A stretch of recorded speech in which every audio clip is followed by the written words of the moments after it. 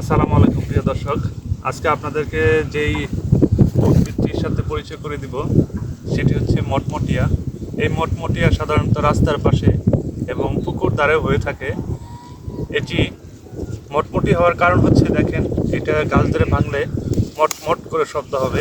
দেখেন, এটি মটমট করে শব্দ হচ্ছে, তাই হয়তোবা এই গাছটির নাম রাখা হয়েছে মটমটিয়া। এছাড়াও আপনি যদি এই গাছের এই পাতা হাতে নিয়ে ঘষে এভাবেই করেন, তাহলে অনেকটা পুদিনা পাতার মতো ঘ্রাণ বের হবে। এই জন্য অনেকে এটিকে বন পুদিনা নামেও ডাকে এবং বন পুদিনা নামে পরিচিত। এবং এছাড়াও অনেকে এটি বন তুলসী হিসেবেও এটিকে ডাকে। আর এটি দেখেন, দেখতে অনেকটা সুন্দর। এর সবচেয়ে চমৎকার হচ্ছে এই গাছটির, দেখেন, ফুলগুলা চমৎকার, নাক ফুলের মতো সাদার মধ্যে একটা গোলাপি কালার ধারণ করছে। চমৎকার দেখতে ফুলটা। এছাড়াও এটি বিভিন্ন ধরনের ঔষধি হিসেবেও এই গাছটি ব্যবহার করা হয়। তবে এটি সাধারণত রাস্তার পাশেই সবসময় আমরা দেখে থাকি। Thank you.